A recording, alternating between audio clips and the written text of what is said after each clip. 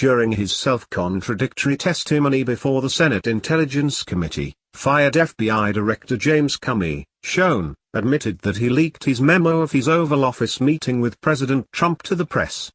Claiming it was recollection of his conversation as a private citizen, he told the committee that he gave it to a friend to give to a reporter, hoping it would prompt the appointment of a special prosecutor.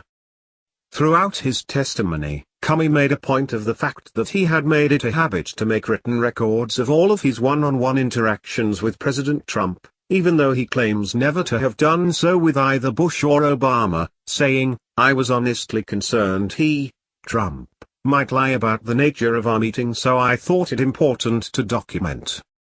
Comey's admission that he was the leaker came about halfway through his testimony Thursday when he was asked by Senator Susan Collins, Republican Maine, "You mentioned that from your very first meeting with the president, you decided to write a memo memorializing the conversation. What was it about that very first meeting that made you write a memo when you have not done that with two previous presidents?" Comey replied that his decision was based on a combination of things, adding, "A gut feeling is an important overlay, but the circumstances, that I was alone, the subject matter and the nature of the person I was interacting with and my read of that person. Yeah, and really just gut feel, laying on top of all of that, that this is going to be important to protect this organization, that I make records of this." All right, then. Comey's gut feeling, and his read of Trump, led him, from his first meeting with Trump as president-elect, to create written record of their conversations. His claim that his read of Trump played a part is important, since he claimed earlier in his testimony that he doesn't know the president well enough to read him well. This was during his exchange with Senator Dianne Feinstein, Democrat California, when she was asking him about his claim that President Trump had asked him for loyalty. She asked him to talk for a moment about his request that you pledge loyalty and your response to that and what impact you believe that had. Comey said, "I don't know for sure because I don't know the president well enough to read him well. I think it was, first of all, the relationship didn't get off to a great start, given the conversation I had to have on January 6th. The January 6th conversation Comey was referring to was his first meeting with then-President-elect Trump, in which he told Trump of the unconfirmed, and spurious, dossier claiming that Trump was under the control of Russian intelligence as the result of sexual blackmail. That January 6th meeting is also the conversation in which, because of his read of the president-elect, Comey claims he felt the need to begin keeping memos of their private meetings. But here he admits that all these months after that meeting, he doesn't know the president well enough to read him well. Comey continued his answer to Feinstein, "This didn't improve the relationship because it was very, very awkward. He was asking for something, and I was refusing to give it," adding, "Again, I don't know him well enough to know how he reacted to that exactly." So, it is odd that later in his testimony, when asked by Collins why he began keeping those memos right from the start, he claimed that it was the result of a gut feeling and his read of Trump. On one hand, Comey claims to have read the president-elect well enough to have decided to start keeping written records of their meetings, while on the other hand, he claims not to know Trump well enough to read him well or well enough to know how he reacted to that exactly.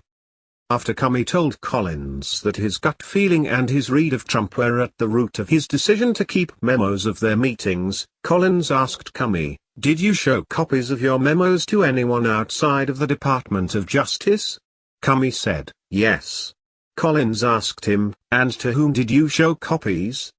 Without flinching, Comey boldly admitted, "I asked, the president tweeted on Friday after I got fired that I better hope there's not tapes. I woke up in the middle of the night on Monday night because it didn't dawn on me originally, that there might be corroboration for our conversation. There might a tape. My judgment was, I need to get that out into the public square. I asked a friend of mine to share the content of the memo with a reporter. Didn't do it myself for a variety of reasons. I asked him to because I thought that might prompt the appointment of a special counsel. I asked a close friend to do it. Let's set aside the fact that it's easy for Comey to claim, after a special counsel has already been appointed, that his hope for that outcome was his motivation for leaking a government document. Hindsight makes for great excuses.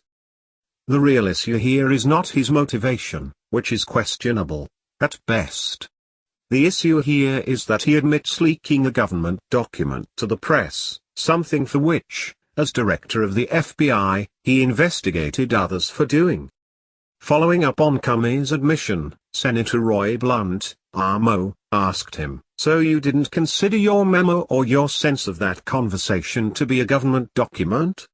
You considered it to be, somehow, your own personal documents that you could share to the media as you wanted through a friend?" Comey responded, "Correct. I understood this to be my recollection recorded of my conversation with the president. As a private citizen, I thought it important to get it out."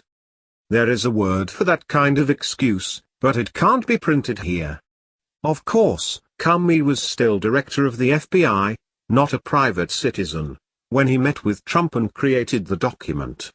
This makes the document the work product of a government employee and therefore a government document.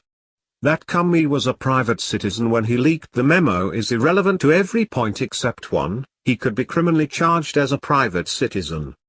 Given Comey's lack of ethics, disregard for the law, and inability to keep his facts straight and testify honestly under oath, does anyone still doubt that Trump should have fired him? If anything, Comey's testimony shows that Trump's major mistake where Comey is concerned is waiting so long to fire